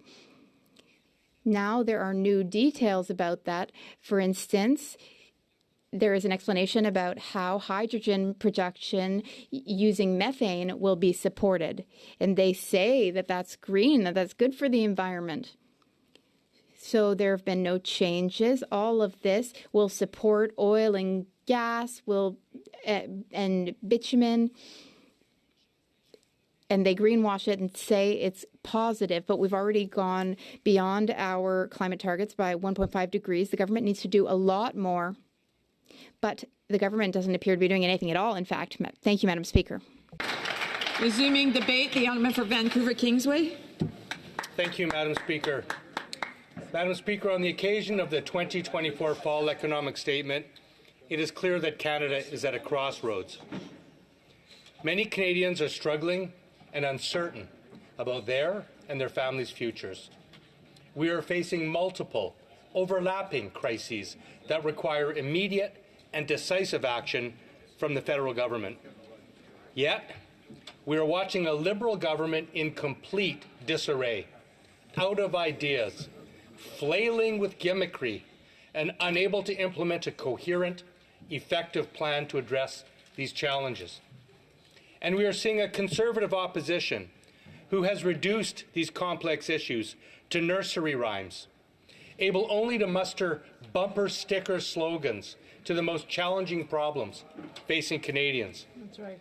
They are proposing outdated policies, not only that won't work, but that caused many of the structural problems we are seeing today in the first place. They will cut the services Canadians need, reward their corporate backers, and create So basically all parties are calling for Trudeau to leave office. Middle-class Canadians. Let's review the major crises facing Canadians as a result of successive Conservative and Liberal governments.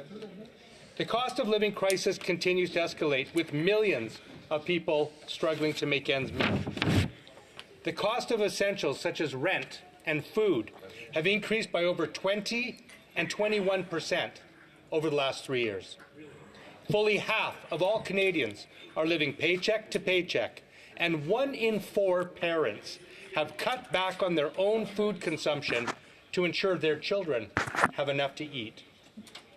The rising costs of staples such as home heating, telecommunications, and transportation are straining household budgets, making it virtually impossible for families to save for the future or handle unexpected expenses.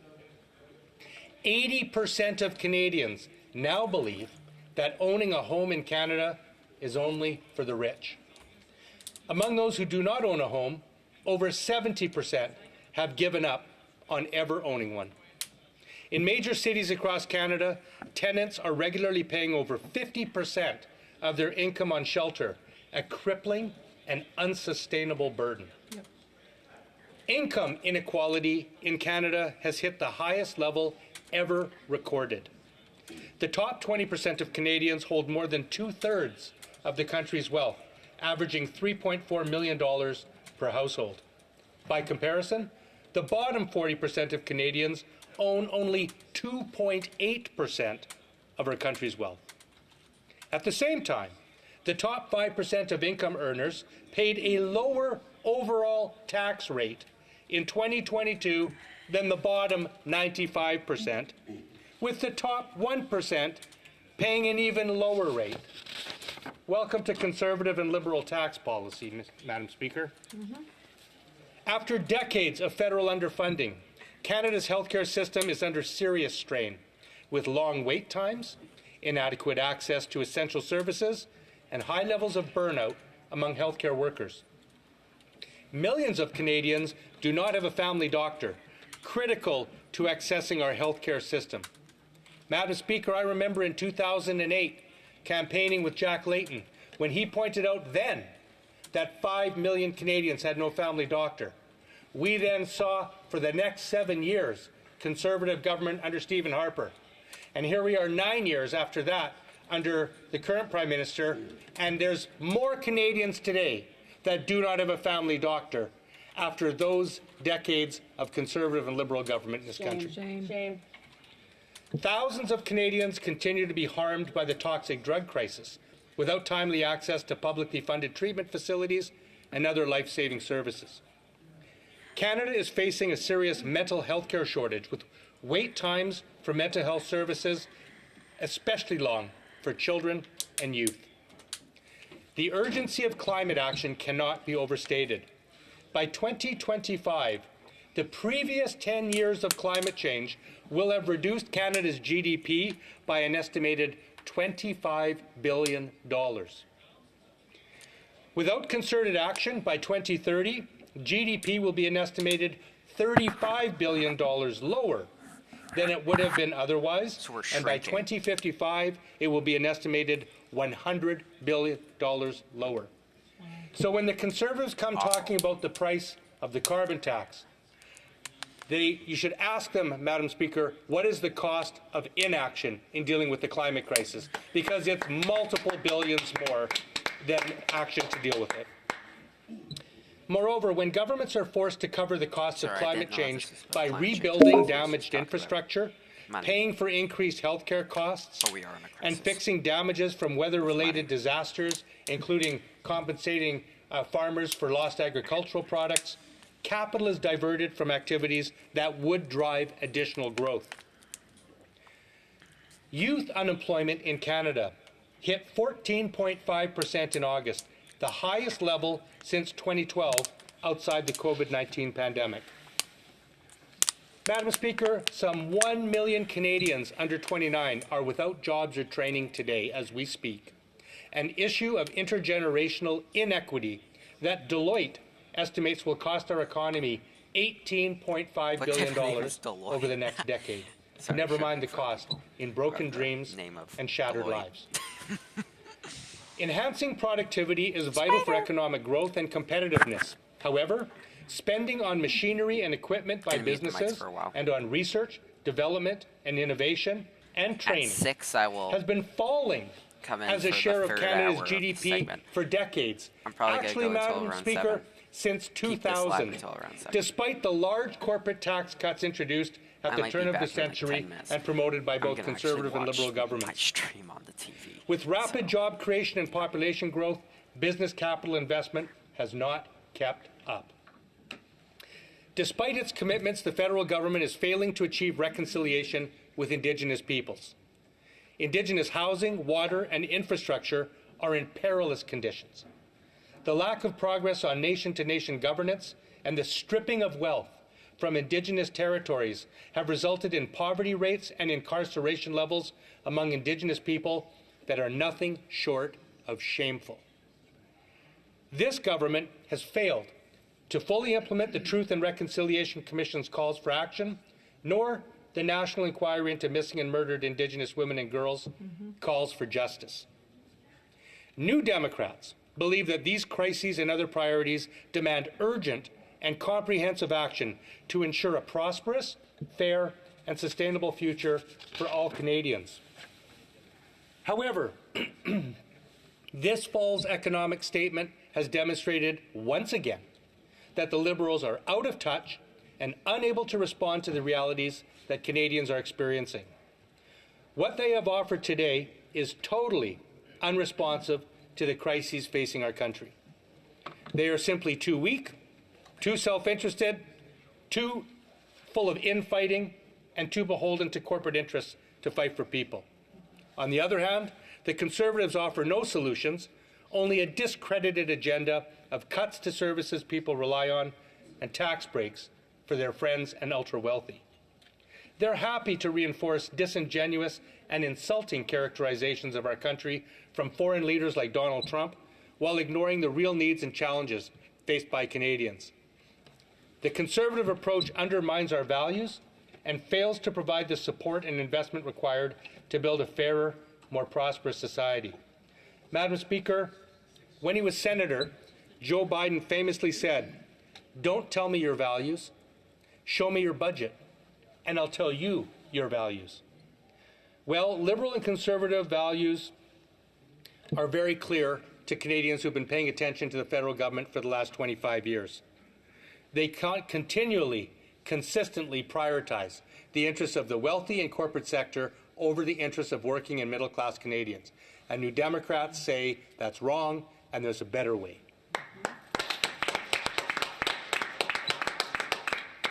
For our part, New Democrats are proposing a robust set of policies designed to tackle these challenges head-on. Let's review some of the key NDP proposals that ought to have been included in the fall economic statement. With millions of Canadians struggling to make ends meet, the NDP pledged to permanently remove the GST from daily essentials and monthly bills, such as all grocery store items, internet, home phone and cell phone bills, home heating, diapers, children's clothing. We believe that Canadians deserve a tax cut that will bring immediate and permanent relief. The GST is a structurally regressive tax that puts a burden on many Canadian households, particularly those who do not receive any rebate.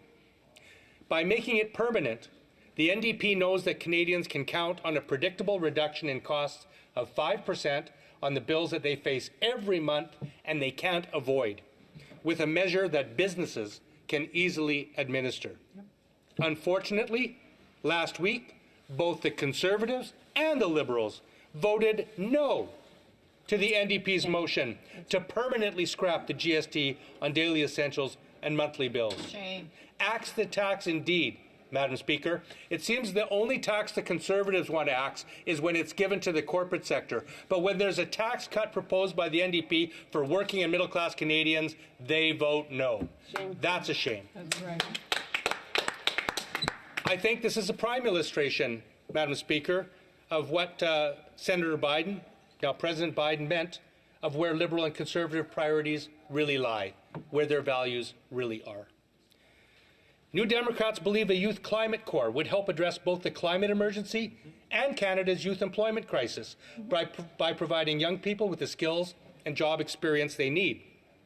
The NDP's Youth Climate Corps would provide participants with a decent wage and practical training while they engage in work across 3 critical areas: emergency response in the face of extreme weather events such as wildfires, flooding, and heat domes; strengthening community and environmental resilience to climate change by enhancing natural ecosystems; improving local infrastructure; and strengthening community supports in anticipation of climate disruptions; and third, building infrastructure that drives down greenhouse gas emissions.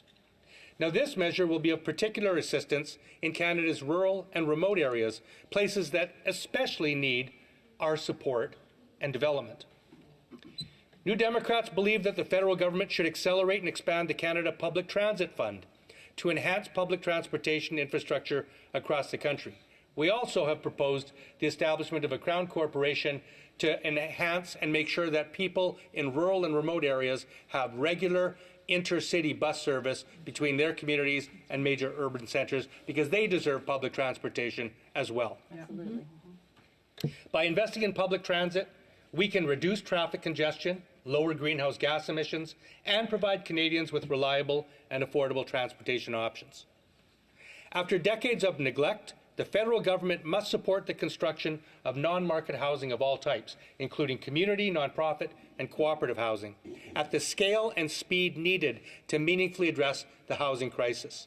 I'm shocked to not see profound investment in this area in this fall economic statement. New Democrats believe we should begin by doubling the percentage of Canada's non-market housing stock to meet the OECD average, which shockingly we fall significantly below. By increasing the availability of affordable housing, we can alleviate the burden on low and middle income families, reduce homelessness, and ensure that all Canadians have access to safe and stable housing. By substantially increasing the amount of non-market housing stock, we can also reduce demand in the market supply, which will reduce market prices and make home ownership available to more Canadians. Now, the federal government must also take immediate steps to end the financialization of housing, such as by ending the tax exemption for real estate investment trusts. This measure will help curb speculative investments in the housing market, ensuring that homes are treated as places to live rather than commodities to make money off of. Madam Speaker, I think it's trite to say that a healthy population is essential for economic success. The federal government must take strong action to protect our public health care system by enhancing patient care, reversing privatization, and addressing the health human resources crisis. Federal funding transfers must be tied to the public delivery of healthcare services, and the Canada Health Act must be robustly enforced in the face of attacks from Conservative premiers who want to gut public services and privatize delivery, both of which will make healthcare more expensive and less available to all. The federal government should also fulfill its commitment to establish a dedicated mental health transfer, provided targeting funding to expand desperately needed mental health services across the country. Madam Speaker, mental health is as vital as is physical health. It is essential to expand access to public addictions treatment and other life-saving services, addressing the urgent needs of those affected by the toxic drug crisis and other substance use disorders. with the On the revenue side, Madam devastation Speaker, that's New been Democrats revealed believe today that fair taxation about the is essential additional to $21 provide billion revenue for the services that Canadians he's depend trying on to keep a secret and to ensure a sustainable is- fiscal framework. It's just We know horrifying. that the former finance I do minister believe that blew Trudeau through is 2 of her 3 so-called So we financial just got guardrails, my both dad's last year comments and this year, and likely in next there. year as well. And that's because they refuse to So this address is happening fair currently taxation in this tonight. country. A key component of this is an excess profits tax on large corporations who have abused their monopoly positions in the marketplace and taken advantage of Canadians.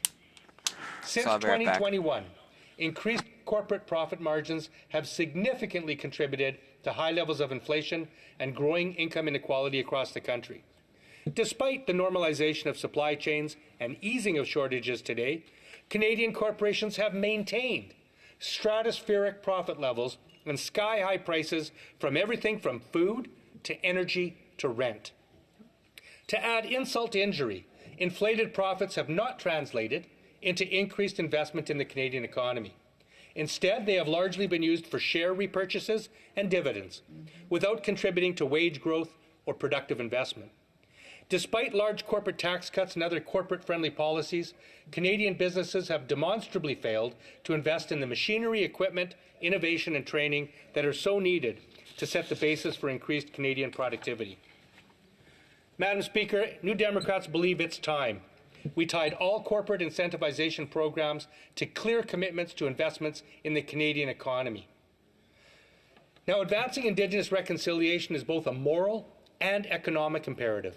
According to a recent report from the Assembly of First Nations and Indigenous Services Canada, it will cost $349 billion to close the Indigenous infrastructure gap by 2030.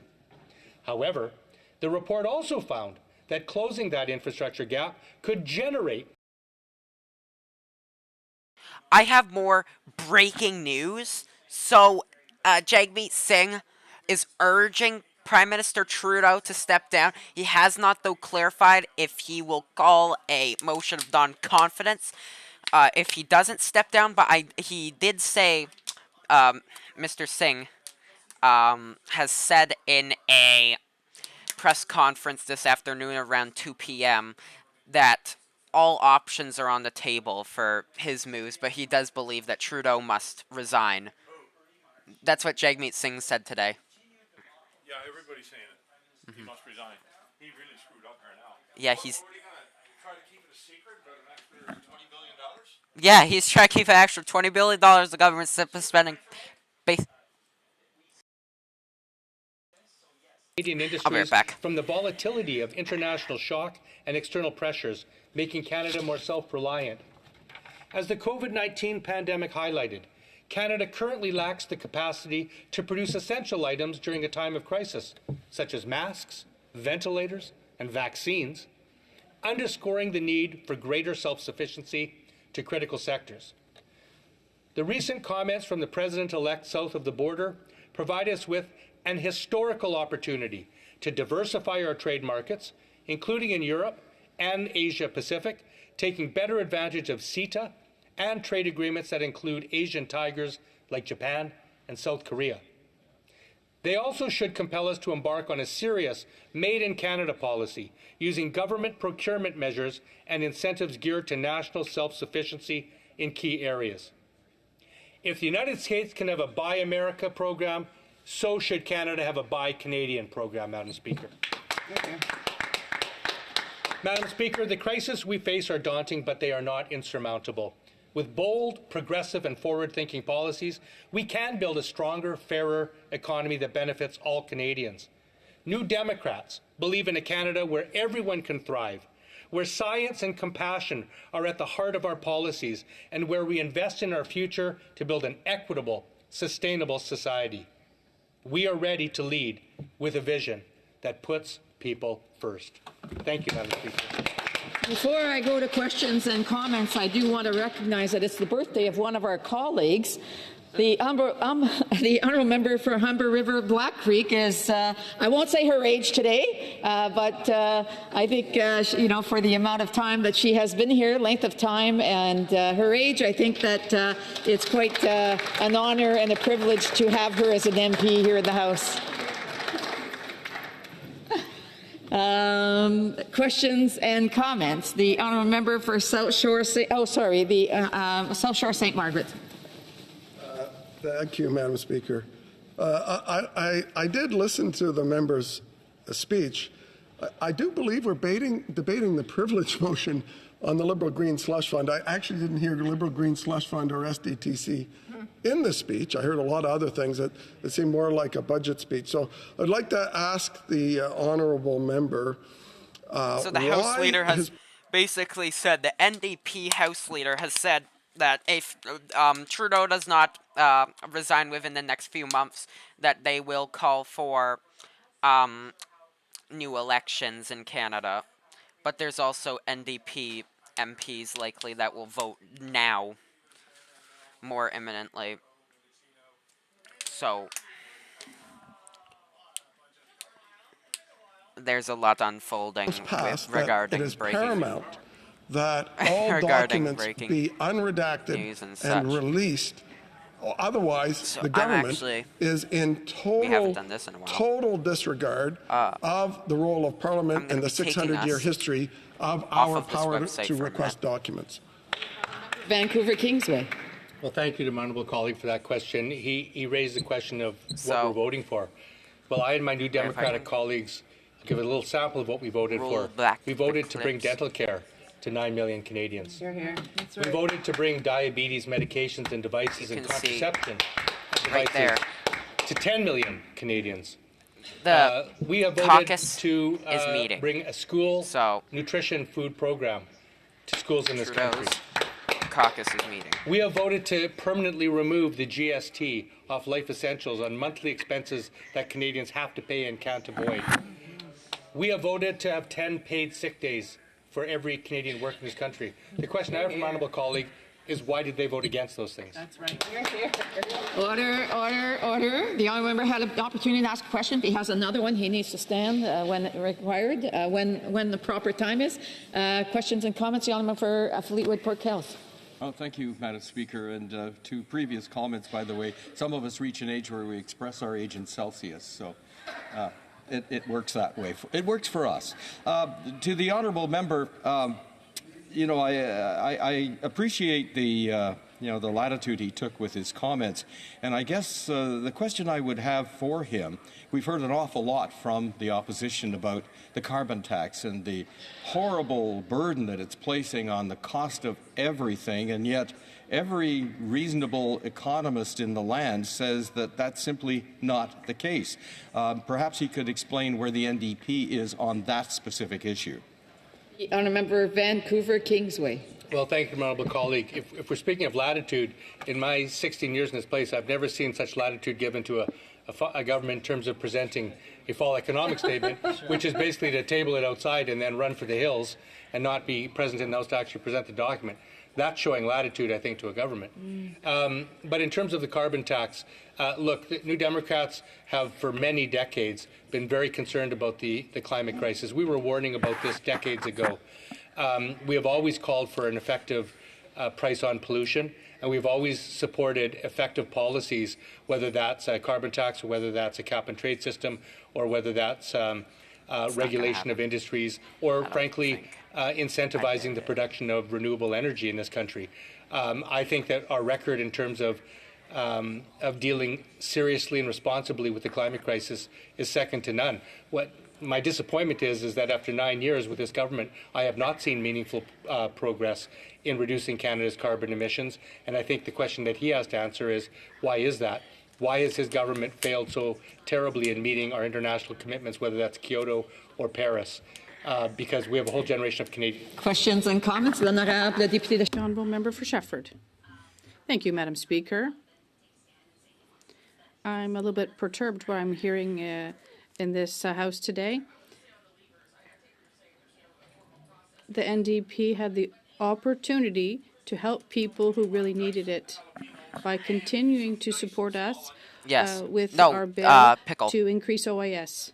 But instead of this, they continued to prop up this No onion. government that spent way too much with measures that aren't really helping people. And our leader said this at one point. This is a difficult marriage.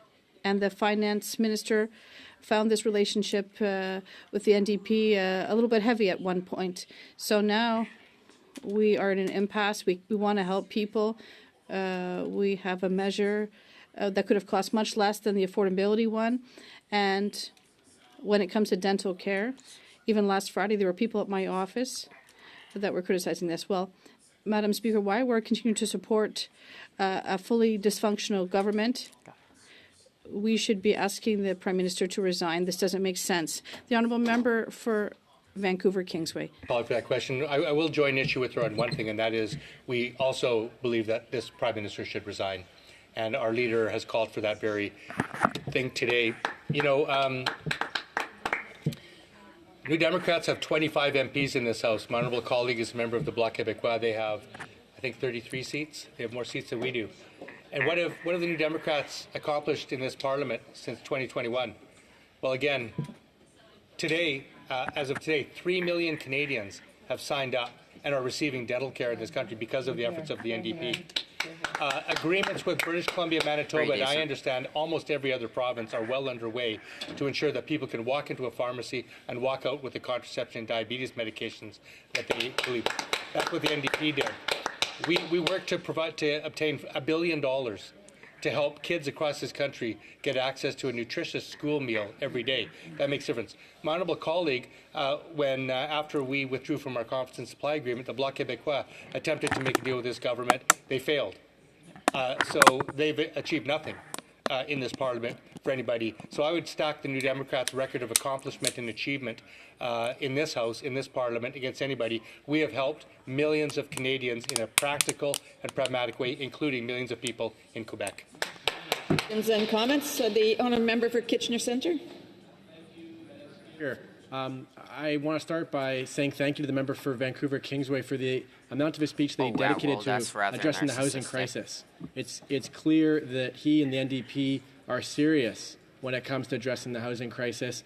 He talked about the need to double social housing across the country. He likely knows that one of the reasons this government has been unable to do so is that they have, or CMHC, has a definition for housing that isn't actually being used in the various programs it operates. In fact, in today's fall economic statement, there is accelerated funds for a program that only 3% of which actually delivers anything that helps those who are in core housing need.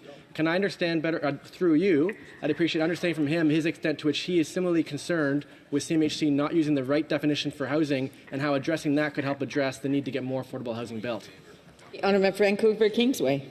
Thank you for that question. You know, the housing crisis that we experienced in 2024 did not develop yesterday. It didn't develop in the last 5 years. This has developed over decades of successive Conservative and Liberal governments, beginning in the early 90s, when the Liberals and Conservatives cut CMHC's investments in social housing in this country. That was the start of the long slide, and that's why Canada today is so far below the OECD's averages of the percentage of our housing that is social housing. I will be ready. Now, we can blame CMHC, but to me, the buck stops with the government. The policies of the government are the ones that should be driving CMHC. The Canada Emerging Housing Corporation is a Crown corporation that should be fully driven toward producing a house for every single Canadian in this country that needs it. You know, we all represent ridings in this country. We deal with thousands of issues. I thank everybody for tuning in who has tuned in. And in my view, housing is a foundational issue. Trudeau it resigns anchors tonight, you in or if there are any community. major It's what makes your ability to work and access schools there and is connect definitely with a caucus possible. meeting underway, And when you so don't I have will access to a secure, probably affordable, be decent joining house, your you rights as a guys citizen again are seriously soon. abridged. And only New Potentially Democrats, I earlier believe, tonight, are or later capable tonight.